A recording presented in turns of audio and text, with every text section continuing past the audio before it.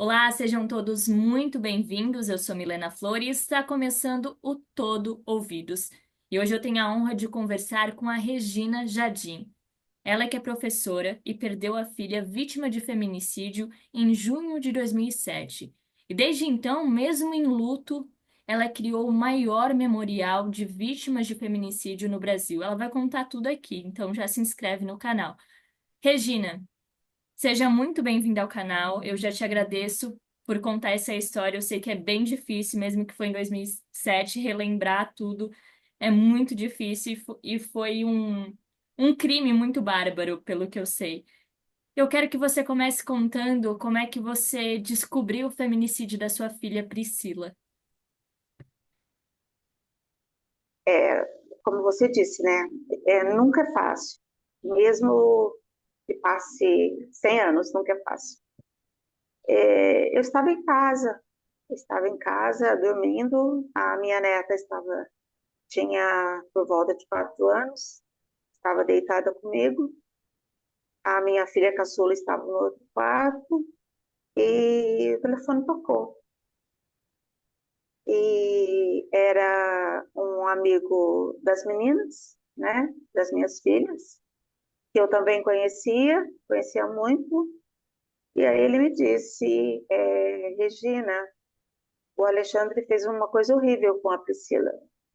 E a voz dele estava, né, sobressaltada. E aí eu já comecei a perguntar para ele o que tinha acontecido, o que ele tinha feito com a minha filha. E aí ele desligou, ele desligou. E eu não tenho muitas memórias. Eu sei que provavelmente eu comecei a gritar, alguma coisa assim. A minha filha veio do quarto dela e perguntou para mim o que estava acontecendo. E aí eu falei que o Felipe tinha ligado, não é? E que tinha acontecido alguma coisa horrível com a minha filha, mas ele tinha desligado, eu não tinha o telefone dele. Só que aí ela, na mesma hora, ela ligou para ele. E aí eu só escutava ela chorando e falando assim: fala a verdade, Felipe, fala a verdade, a minha irmã está morta. E aí eu perdi completamente a noção de tudo. Eu fui para o chão, né? Eu fui para o chão e a minha filha tentava me levantar e eu falava que era mentira, que era mentira, que era mentira, que não era verdade. E ela me sacudia e falava para mim assim: olha para mim, mãe, olha para mim, é verdade, é verdade. E, e esse momento é um momento bastante confuso para mim, sabe? Eu acredito que eu tenha gritado muito, E, Regina, para que as pessoas conheçam também quem era a Priscila. né? A Priscila foi minha primeira filha e talvez, né, por isso eu tinha uma ligação muito intensa com ela, né? É, ela foi assim a filha que, que era mais grudada em mim e tinha muito da minha característica de gostar de ler. Toda vez, toda semana ela pedia para eu trazer um livro da biblioteca para ela. Era uma moça que vivia rindo, gostava de passear, mas tinha o trabalho dela, começou a trabalhar com 15 anos, não é? E era uma pessoa que todos da cidade gostavam. Era um sorriso encantador, uma pessoa bastante justa, né? Bastante justa, bastante humilde. Tanto que a minha mãe até me disse isso. Ela nunca te deu trabalho. Realmente, desde que nasceu, ela não me deu trabalho, nem quando bebê. Então, a memória que eu tenho dela é uma memória muito intensa, é muito viva dentro de mim. Quais sonhos ela É, tinha? Ah, ela tinha feito geografia, mas ela não gostava, ela não queria ser professora, talvez por eu ter sido professora, né? Então, acho que ela via, né, que além do tempo que eu ficava na escola, tinha o tempo de trabalho em casa, né? E ela tinha feito inscrição para comércio exterior. Ela morreu, acho que uma semana antes do vestibular. E ela não tinha, assim, só tinha uma coisa que ela falava pra gente, que ela tinha medo de ser mãe. E às vezes ela falava que ela achava que ela não seria mãe. Por mais que ela gostasse, ela gostava muito do sobrinho, sabe? Ela não gostava muito de cozinhar, não. Ela só Uhum. gostava, ela teve um namorado anterior, e aí ela gostava de cozinhar, assim, de vez em quando para ele, mas fora isso, ela não gostava muito, não. Ela gostava de ler. E, e eu descobri, assim, até foi meio de um acaso, né? Que teve um concurso de poesia na escola e ela ganhou o primeiro lugar. E eu não sabia, porque eu também faço poesia, mas eu não sabia que ela tendia para esse lado, não é?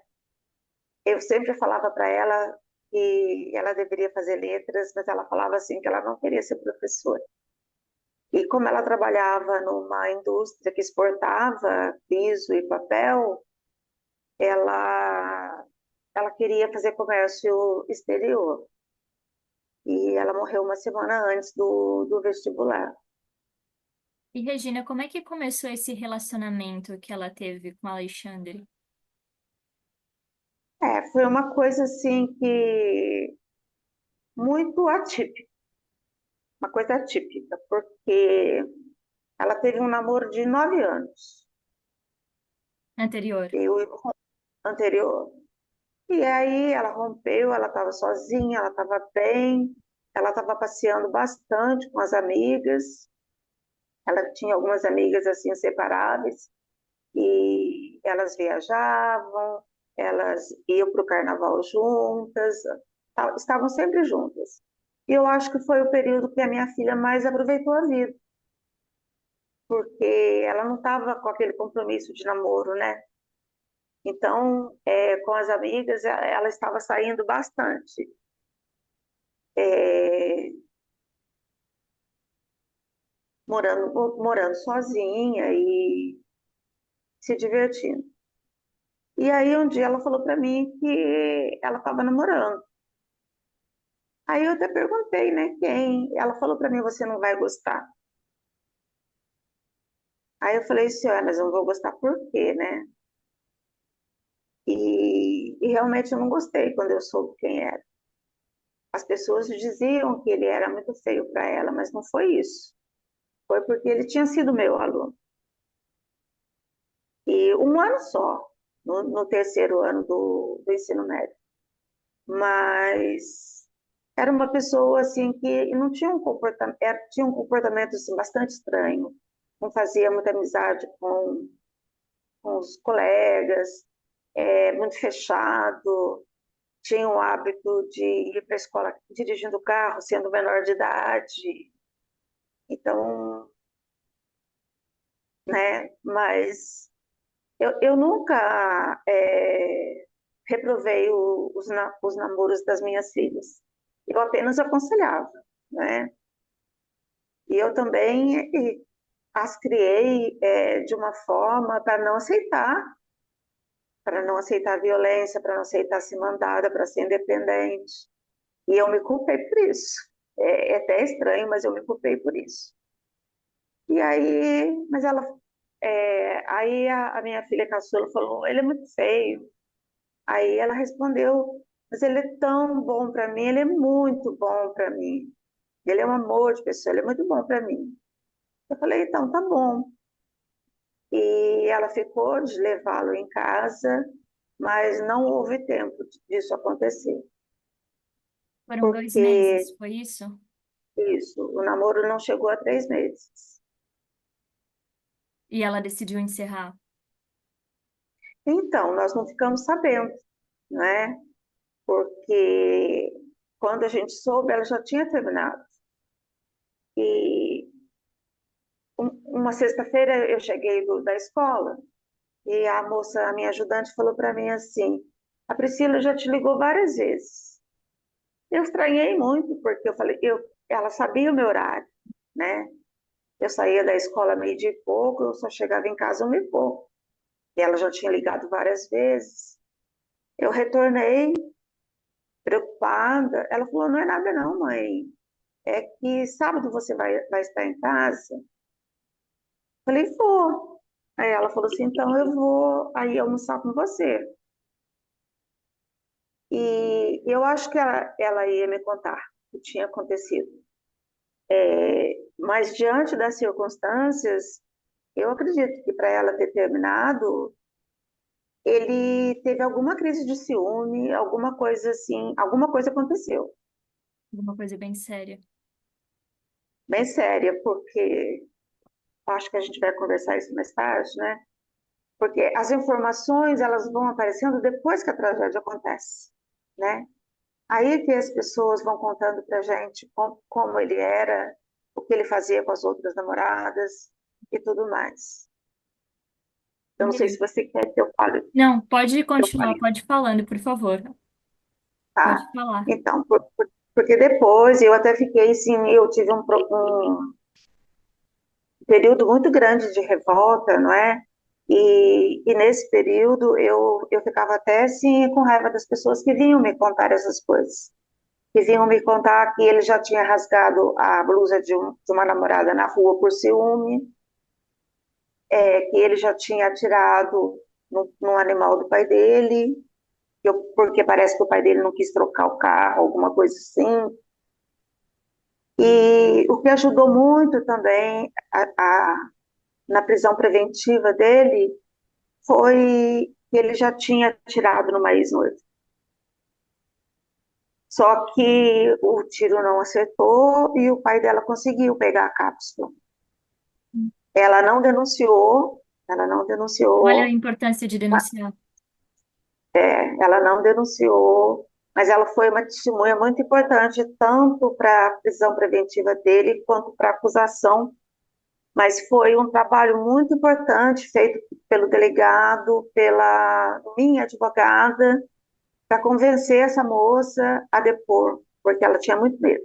Ela tinha muito medo E provavelmente ela não denunciou por causa desse medo também, né? por Mas causa é, desse até medo. que as pessoas escutem, é muito importante essa denúncia, porque por mais que às vezes se torne só um número lá, as estatísticas e subnotificações diminuem, a gente consegue ver mais a seriedade das coisas. E Regina, conta pra mim, como é que foi na justiça mesmo ali escutar o que realmente tinha acontecido com sua filha, relembrar tudo. Eu tive um processo muito difícil. Eu fiquei acamada, eu perdi praticamente 30 quilos, eu não conseguia comer. Então, é, e, e como, né, se você não contratar um advogado, você não fica sabendo do que está acontecendo, porque estava em segredo de justiça. Nossa, você não sabia Então, de nada, assim, só pelos não. outros. Aí eu precisei, eu contratei uma advogada, eu fiz questão que fosse uma mulher. E aí, toda semana, ela vinha na minha casa, sentava comigo para explicar como que estava todo o processo, né? Eu sei que muitas vezes eu fui indelicada com ela, porque hoje eu entendo, né? Mas na época, no momento, não. Porque quando ele foi preso, ele entrou, prestou depoimento e saiu, né? Pela porta da frente. Então, vai advogado explicar isso para mim na época, né? Mesmo que eu entendesse que ele fugiu do flagrante, essas coisas assim, para uma mãe, isso não. É uma hora que para a gente não tem uma justificativa legal. Por mais que a gente conheça a lei, não tem uma justificativa legal. Uma pessoa que tirou uma vida de uma forma tão brutal a 30 centímetros de distância. E só para dar o contexto para as pessoas que não conhecem a história, né? A Priscila foi morta com 5 tiros na saída de uma boate. Foi isso, Regina. Isso é totalmente brutal. E você ter falado que ele saiu pela porta da frente no primeiro depoimento, já sabendo que ele era a pessoa que atirou, olha a demora da justiça para cumprir isso. Nossa. E conseguiram de fato a pena dele por insistência também, quando você conseguiu uma advogada. E foram 19 anos, é isso, Regina? No julgamento, ele pegou 13 anos. Ele foi condenado a 13 anos só. E é lógico que eu não me conformei, né? Eu não me conformei de jeito nenhum. Na época, ainda não havia o crime de feminicídio. Então, a pena máxima seria 20, de 12 a 20. Mas eu esperava que pelo menos ele chegasse aos 20, não é? E quando o resultado, eu não fui no julgamento a pedido da minha advogada. E quando saiu o resultado de 13 anos, eu não me conformei. E aí ela me explicou na época que cabia ao promotor pedir, não é, o aumento da pena no Tribunal Estadual. Então, o promotor ele tem lá um prazo de, acho que 10 dias para ele. Olha que vergonha, eu acabei de fazer direito. Não se preocupa. É muita coisa, principalmente no direito, deve ser muita coisa para memorizar. Ele tem um prazo para ele fazer o pedido, o promotor. Caso o promotor não faça, aí ou o descendente ou o ascendente pode fazer o pedido, somente. Descendente ou ascendente.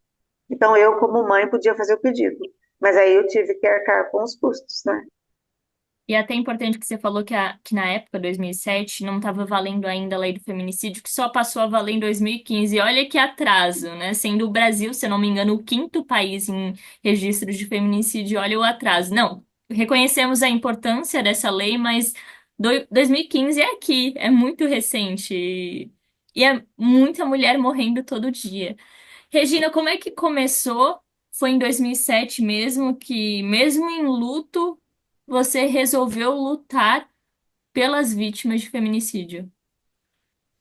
Então, porque toda vez que eu conversava com a advogada, eu ia para a internet, né? Para ler sobre o assunto, para saber, para me informar, para poder também discutir com a advogada, para saber o que estava acontecendo. E eu quase, mesmo assim, estando à base de muitos remédios, eu quase não dormia. O meu sono era todo picado. E eu resolvi, né? Porque na época se chamava de crime passional. E aí eu resolvi colocar no Google lá crime passional. Mas eu queria saber das características de um crime passional. Mas aí que apareceu para mim foi mulheres mortas pelo crime passional. E quando eu vi, aquilo lá me assustou muito, né? Me assustou muito. Eu fiquei assim, eu me senti mal, eu me senti impotente, eu me senti inútil, porque eu tive quatro filhas e um filho, quatro filhos. Eu lecionava para o ensino médio e para a faculdade de educação física. Eu tinha mais alunas que alunos, né? Sempre são mais meninas. As meninas estão se empoderando mais, estudando mais, né? E, e eu sempre dava conselho para as alunas sobre, né, o machismo, mas não assim sobre esse assunto, sobre violência. E, e foi um período muito horrível, porque é, eu encontrava a maioria dos casos em blogs. Era a época dos blogs. E eles publicavam o corpo da vítima. Meu Deus. Então, eu sei que aquilo ali também me fazia mal, mas aquilo ali também me fez ver que eu estava sendo uma pessoa meio que inútil, uma mulher meio que inútil no meu país. E eu não poderia me calar diante do que eu estava vendo, porque eu sempre tive uma personalidade assim, né? Sempre fui meio lutadora, mas Mas aquilo era um absurdo, porque eu sabia das estatísticas, mas a estatística não mexia comigo. Quando eu vi, não é, nome, filho, mãe, e também me reportava que eu estava sentindo como as irmãs estavam, como que o pai estava, como que a nossa família estava. E aí eu comecei, né, a separar os casos. Fui separando os casos que eu encontrava. E aí, era a época do Orkut, eu montei a comunidade dentro do Orkut, uma comunidade onde eu colocava os casos. E antes disso, eu procurei me informar, eu usei uma cartilha da ONU, que ela orientava, que ela tinha uns protocolos, que ela pedia para você não expor o corpo da vítima, você não expor, por exemplo, que tipo de arma que foi. Ela pedia para colocar, pedia sim que divulgasse, mas que não que divulgasse que fosse divulgasse o nome, que era marido, ex-marido, namorado, não é? Mas o lugar, a cidade, o estado, mas que não divulgasse toda a notícia. E eu comecei a fazer dessa forma, porque eu sempre gostei das coisas muito certinhas, mas não deu resultado, porque as pessoas não se interessavam. Então, aí eu comecei a não mexer mais na notícia. Do jeito que eu pegava a notícia, eu postava e colocava fonte. Mas mesmo assim, a visibilidade era muito pequena. Porque sempre aquela história assim, não, mas eu não quero ver coisa triste, não, mas eu não quero saber disso. Mas foi um período muito doloroso, porque todos os dias eu postava e não tinha nenhuma curtida. E todos os dias eu postava e não tinha nenhuma curtida. Isso levou anos. Mas foi um período que eu fiz amizade com várias mães em todo o Brasil. E a gente se comunicava pela Orkut, pela internet. Então, essa troca de experiência com essas mães, ela foi muito importante. Então, por exemplo, uma mãe que ficou muito em evidência na minha história foi a mãe da Milena Pontes. Ela estava se formando em psicologia quando ela foi assassinada. E a mãe dela, não em Salvador, cada vez que a mãe dela fazia uma passeata, ela colocava uma faixa para minha Priscila.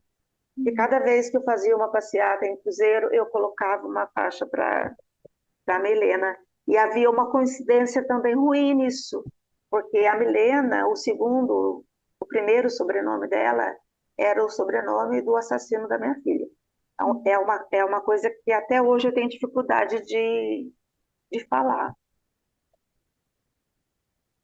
E Regina, em que momento? Porque não sei se para você de alguma forma era gatilho ver tantas mulheres sendo mortas. Como você conseguia? Até Olha, hoje mesmo, né? eu acho que a revolta move a gente. Ela move, ela move. Porque eu tinha tudo para ter desistido, eu tinha tudo para, como as outras mães, mas graças a Deus eu assim, eu fico muito contente que essas outras mães, eu sei que elas não estão 100% bem, mas elas estão, né, refizeram a vida de uma outra forma. E eu continuei na luta, mas isso acho que era para mim. Eu entendi que era para mim, que aconteceu para mim, que não veio nas minhas mãos por acaso. Aquelas histórias não vieram. é, eu sofria, sabe? Eu sofria de ver uma jovem saindo da faculdade, muitas mortes dentro das universidades, né? É demais. eu sofria muito, mas do mesmo jeito que eu não queria que a minha filha fosse esquecida, eu também não queria que elas fossem esquecidas, porque a sociedade esquece muito depressa. A sociedade, ela luta com você algumas semanas, depois tudo acabou, depois a sua luta é solitária. E, e eu tinha lido, né, na cartilha da ONU um trecho sobre isso, que a vítima de feminicídio tinha direito à memória. Então, eu passei a lutar pela memória dessas vítimas. E até hoje, assim, quando eu pego um caso, lá, hoje mesmo eu estava atualizando algumas condenações. E eu vejo que faz tanto tempo que ninguém entra naquele perfil. Isso me dói. Isso me dói, porque eu acho que aquela mulher tinha amigas, não é? Ela tinha parentes, e as pessoas parecem que ficam numa cegueira moral de não querer ver o sofrimento, e fica um perfil meio que abandonado, não é? Então, de vez em quando eu entro e faço um videozinho para poder que as pessoas relembrem dessas vítimas. E, Regina, segundo até o relatório mais recente da ONU, de 2023, 4 mulheres no Brasil morrem de forma brutal todos os dias. São 4, mas você, todos os dias, mas você transforma esses números em pessoas com um nome, sobrenome e uma história. E é assim que elas são, mulheres com nome, sobrenome e história. Um número só não fala por elas. Elas têm esses sonhos também que foram ceifados por assassinos que muitas vezes não são nem condenados. E, Regina, existe muita subnotificação também? Existe muita subnotificação, por exemplo, assim, a gente sabe que a maioria das mulheres que sofrem feminicídio são negras, e dificilmente as negras aparecem nos jornais. Agora, nos últimos anos, talvez por pressão de vocês da mídia, que vocês nos ajudam bastante, que elas estão começando a aparecer. Porque quando é um feminicídio de uma mulher loira, de olhos azuis, a postagem tem não sei quantas visualizações. E muitas vezes Agora, até quando uma pessoa rica, né? Muito mais do isso, que. a pessoa rica vai até para a mídia mais alta, né? A gente não está dizendo E aqui que a pessoa não deve ter, né? Mas a gente está dizendo da desigualdade mesmo. da desigualdade, isso. Que até depois de morta ainda existe a desigualdade. E aí eu me perdi. Não, não se preocupa. E de onde surgiu o nome Quem Ama Liberta? Isso é interessante porque eu era menina quando a Ângela Diniz foi assassinada. Eu nunca esqueci do nome dela, eu nunca esqueci do Doc Street, mas porque eu fui uma menina muito de leitura e uma menina muito de jornal. E na época, eu devia, acho que ter uns 13 anos, ou 12, ou 14, mais ou menos por aí, eu acompanhei, não é? Porque a mídia, né? As artistas, elas todas foram para a rua. E elas foram para a rua com faixas Quem Ama no Mato, porque ele foi absolvido, né? Em Búzios. Ele foi julgado e absolvido. Porque no julgamento, por isso que a minha advogada não queria que eu fosse, porque o advogado de defesa, ele acaba acusando a vítima. E aí, Que não tem nenhum dependendo direito de responder. de responder. E quem que julga, quem que responde? Não é o juiz, é o corpo de jurado. E se você tem uma cidade com um corpo de jurados machista, essa pena vai ser pequena. Às vezes a gente critica o juiz, mas não é o juiz, não. É que cada qualificadora que a acusação, que o promotor, né, que a acusação coloca, o jurado vai aceitar ou não. E dependendo do que o advogado de defesa coloca ali a respeito do comportamento, No caso da minha filha, eles colocaram que ela, o fato dela estar dançando, ela estava dançando sensualmente, isso provocou ele, Meu isso Deus. provocou ele. Né? Então são coisas assim absurdas. Então, como eu acompanhei, quando eu tive que escolher o nome para a comunidade, eu pensei no Quem Ama Não Mata. Mas acho que por gostar de escrever essas coisas assim, né? Eu falei assim, ah, não mata não, né? Quem ama deixa viver, quem ama liberta. Liberta a pessoa para ter outra vida. Para que você vai querer uma pessoa que não te quer, não é? E aí escolhi Quem Ama Liberta, mas foi baseado em todo esse movimento feito em prol, porque aí ele teve um outro julgamento, né? Depois que a mídia se manifestou.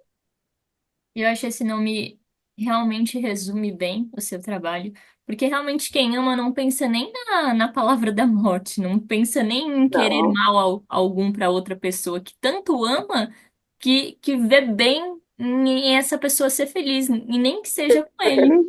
né? E Regina, das saudades que você tem da Priscila como mãe. Ah, é, ela era meio rabugentinha, né? Com barulho, se ela não conseguia dormir com barulho, então sempre que tinha um barulho em casa, ela ia atrás de mim, "Ô, mãe, tem um grilo, porque eu tinha muita planta, tem um grilo na sua palmeira, não me deixa dormir. E,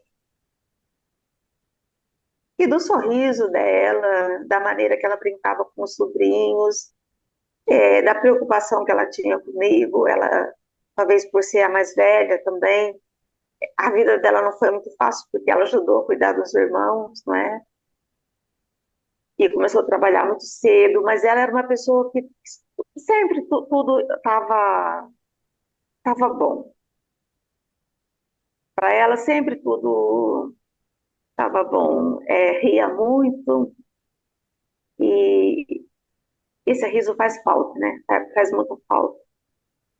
E Regina, do nosso contato anterior, você até pediu que fosse por mensagem porque a ligação te dava um gatilho. Você pode falar um É. pouquinho, ou se for difícil também para você? Não, então, eu tenho mais dificuldade de ouvir um som de um telefone do que de ler uma reportagem sobre um feminicídio. Então, cada vez que um telefone toca, eu, eu tenho uma crise de pânico. Eu vivo enclausurada. E é uma situação, porque eu até pedi para o meu psiquiatra explicar, não é? Porque, por exemplo, assim, eu não consigo sair fora do portão da minha casa. Chegar à porta da sala já é difícil, né?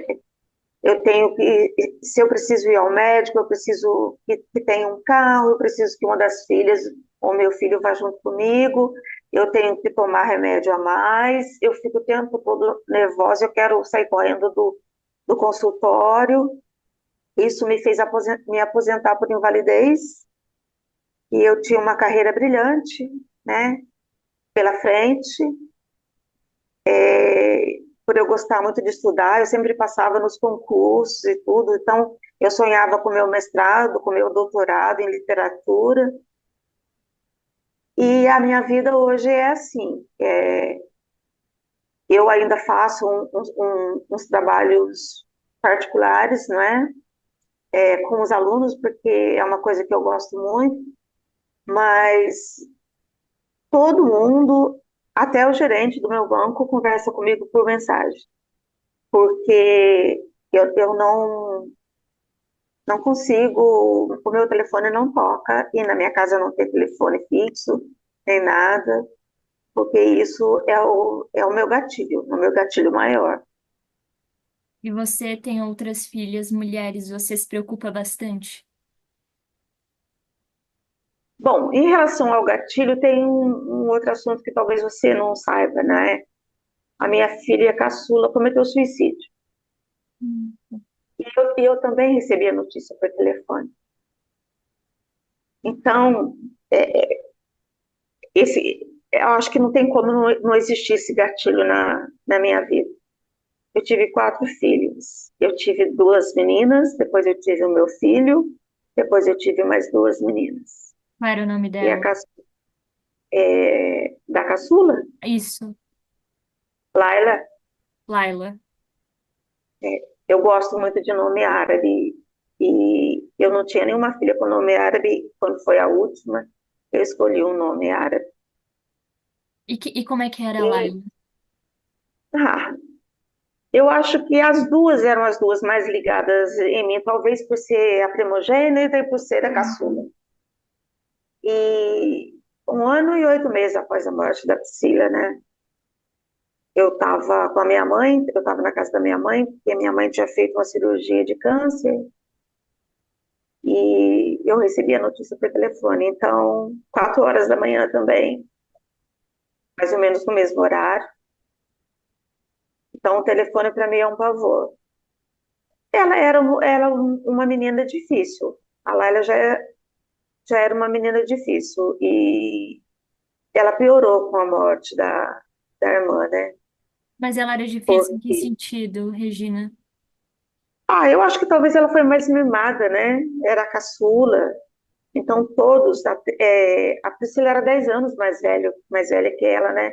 Então a Priscila também foi meio mãe dela. Uhum. As irmãs mimavam, as duas irmãs mais velhas. O pai mimava, né? Todo mundo mimava. Era a caçula da casa. E a minha mãe tem os olhos azuis. E a minha mãe queria muito um neto de olhos azuis. E ela nasceu de olhos azuis. Então, era uma moça muito bonita mesmo. E ela planejou. Eu acho que ela já queria há muito tempo. Ela estava com o psiquiatra e estava com a psicóloga, Era depressão, ansiedade. depressão. Ela tinha quantos E anos? 21, 21. Mas aí me emociono e eu me perco. Não, o tempo que E, você quiser, viu? Eu tô aqui. mas eu tenho, assim, a gente, quando a gente se reúne aqui na minha casa, é época de Natal, essas coisas, não é?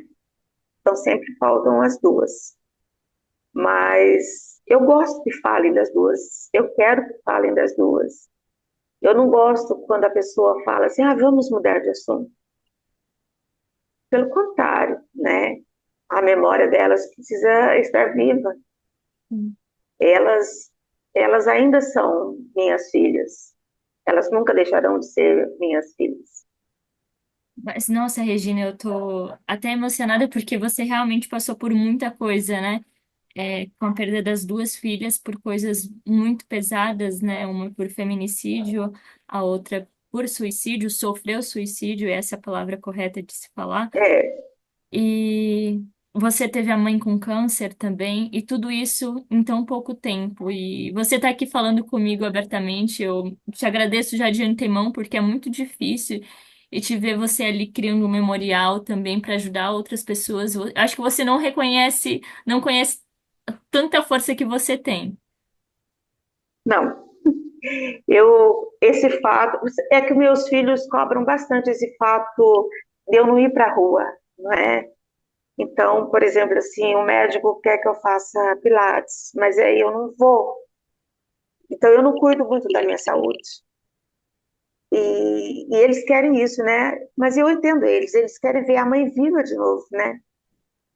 E, mas quando, por exemplo, assim, se você falar para mim que eu tenho uma entrevista com você, ou então eu tenho um debate com você no centro de convenções, eu vou.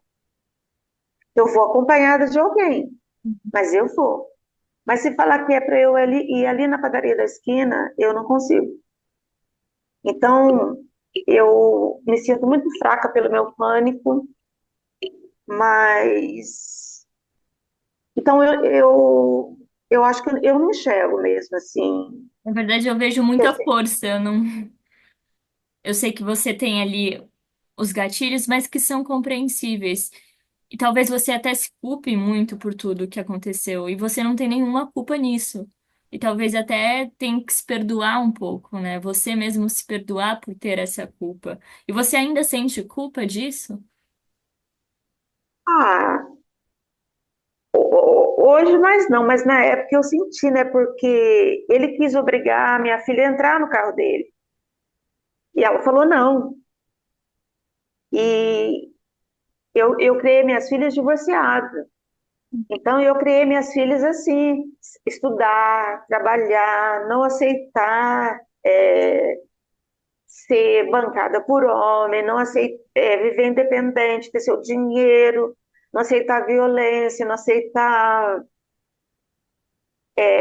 como que eu vou dizer, violência psicológica, não é? Então, todas as minhas duas filhas trabalham, são independentes, tudo mais. E, então, quando a Priscila disse não para ele, né? Não quis entrar no carro dele, eu me culpei dessa forma. Será que se ela não tivesse dito sim, ele não teria se acalmado e as coisas não teriam chegado a esse ponto? Mas os meus filhos falam que não, que teria sido pior, que ele teria até escondido o corpo, alguma coisa assim. É, a gente não sabe o que poderia ter acontecido nesse sim, mas a Né? gente sabe que você não tem culpa, Regina. É, realmente não tem culpa de nada, tanto da Laila quanto da Priscila. A Laila, inclusive, é uma história que que eu tô conhecendo agora e te agradeço também por abrir, porque eu sei que é outra questão difícil também. Você recebeu algum tipo de julgamento, Regina, Não, pelo menos assim, eu sofri no trabalho, no trabalho? no trabalho.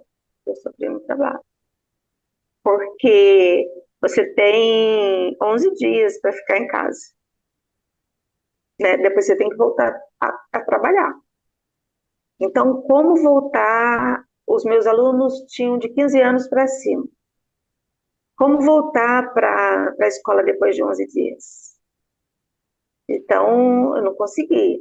Aí você tira mais 15, né? De licença. Aí você precisa voltar. Você tem que voltar. E aí eu ia um dia, no outro dia eu chorava a noite inteira, no outro dia eu acordava com o rosto todo deformado, inchado. Eu pensava assim, os meus alunos não precisam ver isso. E até hoje mesmo eu conversei com um desses alunos, sabe? No primeiro dia que eu voltei para a escola, a minha primeira aula era na turma que mais fazia bagunça. E, e eu fui com essa esperança. Eu fui assim, graças a Deus que a minha primeira aula hoje vai ser na sala tal. E eles falam tanto que talvez eu consiga dar uma boa aula, né? Eu entrei na sala, eu comecei a dar aula, a sala ficou muda. Eles ficaram mudos. E aí eu fui falando, eu estava ensinando romantismo para eles, eu fui falando. Daqui a pouco eu não aguentei sair chorando da sala. Mas aí eles ficaram também assim, a gente queria ajudar. A gente ficou quietinho porque a gente queria ajudar. Mas, na verdade, eu queria que eles agissem normalmente, não é? Mas eu perdi todo o encanto por uma escola que eu lutei bastante. Porque na hora que eu mais precisei, eu não tive o apoio deles, eu tive cobrança. Cobrança que as minhas faltas estavam prejudicando a escola. Ao mesmo tempo, nessa escola eu era concursada.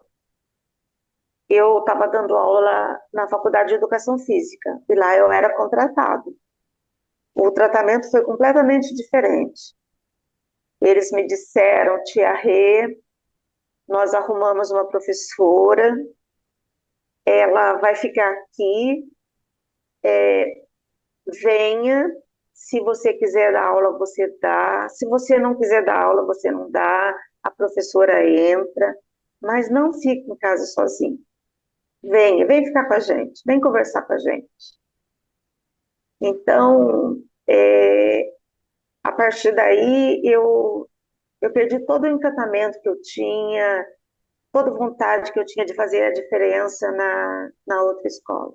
Não dos meus alunos, mas da escola. E até tem uma entrevista aqui no nosso canal, no canal, com uma professora também, que ela é sobrevivente de um ataque à escola, e ela foi também tratada com desrespeito. E é muito triste escutar isso, Regina. Uma profissão que talvez seja a mais necessária para a formação de todo mundo. E você nunca deixou de ser professora, você se tornou professora, você é professora desde que, mesmo aposentada, você continua sendo professora. E, Regina, a literatura de algum modo te acolheu? A literatura me acolheu, me acolhe em tudo.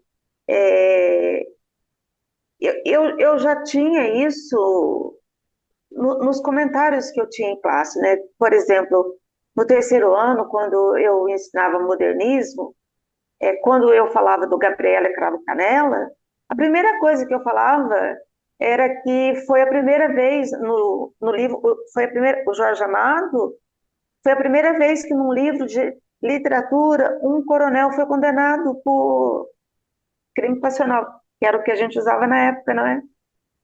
Então, foi no livro Gabriela que pela primeira vez um coronel foi condenado. E, e não sei, essas coisas já estavam meio que no meu caminho, talvez. Porque os meus alunos sempre falam isso para mim. Sabe aquele dia que a gente estava conversando muito, que você ficou brava? Aquele dia você ensinou para gente o que era ser feminista. Por isso que a gente estava alvoroçada, né? Porque eu criticava o romantismo, né? O jeito que os homens tratavam as mulheres idealizadas, aquelas coisas assim. E a literatura sempre foi a minha paixão, é a minha paixão. E hoje quase eu não leio mais, porque não dá muito tempo, não dá tempo, mas porque a página me rouba bastante, não parece, né? Mas a pesquisa é bastante demorada, é só quem faz que sabe, porque se eu procurar assim, no primeiro momento, eu acho dois casos. Mas se eu começar a procurar, eu acho seis, acho sete. Então, eu falo isso para as pessoas. A gente tem lá a estatística de quatro por dia. Mas me dê tempo para a pesquisa que eu mostro para vocês que não são quatro. Muito mais. Isso. Aí, mas você vai achar naqueles jornaizinhos dentro do Facebook, jornaizinho de cidade pequena, do sertão. Aí você vai achar os casos que não chegam à grande mídia, né? Mas aí você precisa de mais tempo para trabalhar. E Regina, das suas poesias, você tem alguma que você recorda assim para dizer? Ah, Ou pode ter eu ser tenho uma muito. citação de algum livro que você gosta bastante. Eu tenho as escritoras que eu gosto bastante, né? Eu sou apaixonada pela Clarice Lispector, pela Lígia Fagundes Telles, pela Flor Melis Panca, poetisa portuguesa que quase ninguém conhece, mas meus alunos conheceram. É, Conceição Evaristo. E a poesia da Flor Bela as pessoas não gostam muito não, porque são sonetos tristes. Mas talvez eles mexam muito comigo por isso mesmo, né? É, mas assim, tudo que cai na minha mão, desde criança. Desde criança, tudo que cai na minha mão, eu leio. É, eu tenho muitos poemas, mas assim, tem um que eu termino dizendo que eu não sei amar de pedaço. Eu não sei, que o meu amor, eu só sei amar por inteiro, porque meu amor não é terra que se reparte. Meu coração não, não é de carne e osso. É um poema que eu não consigo lembrar inteiro, não consigo, só lembrei de alguns versos, mas a última consulta mesmo que eu estive no meu psiquiatra, ele fica muito bravo, né? Ele fala assim que a lagarta não sabe que é borboleta, porque ele não se conforma também, né? Porque ele quer me ver escrevendo, ele quer me ver lecionando, ele quer me ver. Então, eu falo para ele que eu acho que eu deixo ele mal quando eu vou na consulta.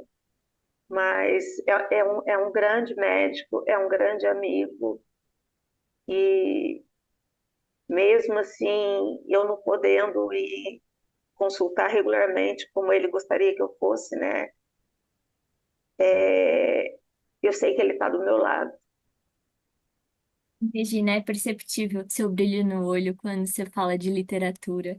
E espero realmente que você retome, mas eu sei desse processo da borboleta também. Ela tem o casulo, ela tem que entender esse processo e você tem esse tempo, que não é o tempo dos outros, você tem um entendimento que é só você que consegue entender. Então, é claro que eu espero também que você cada vez mais realize seus sonhos, porque sempre é tempo. Eu acredito que suas filhas adorariam te ver realizando esses seus sonhos, que você não desista, porque, por exemplo, o assassino, ele não tem que ceifar o seu sonho também, como ceifou o da sua filha, e sua filha também, tenho certeza que ela gostaria de ver você na literatura, seja feliz da forma que for. E se você pudesse reencontrar novamente a Laila e a Priscila, seriam palavras, Ah, seriam abraços, como seria esse encontro?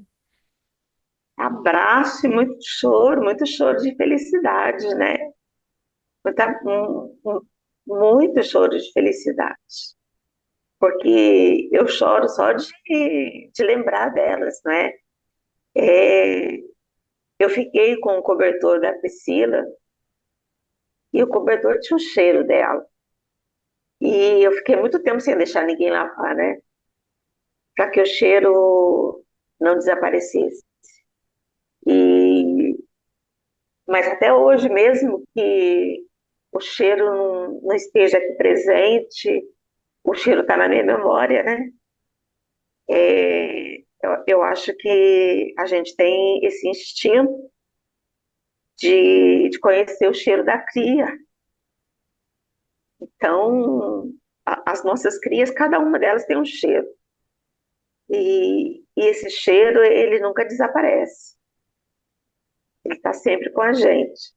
Então, toda vez que a última vez que eu viajei, eu acho que já faz uns 2 anos que eu fui para uma palestra no Rio. E eu sempre falo que elas vão comigo. Eu crio coragem para ir porque vai uma de cada lado. Vai uma de cada lado. Regina, muito obrigada por compartilhar um pouquinho da sua história, da sua vida. Eu tenho certeza que novas páginas serão construídas, principalmente por uma grande escritora.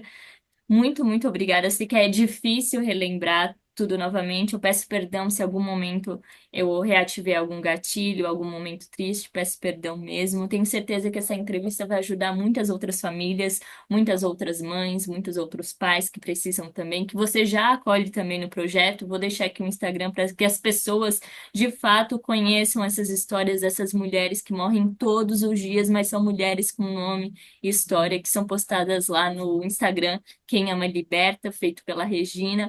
E mesmo no luto, ela luta todos os dias. Regina, muito obrigada. Você é incrível. Eu que agradeço a oportunidade, né? Obrigada.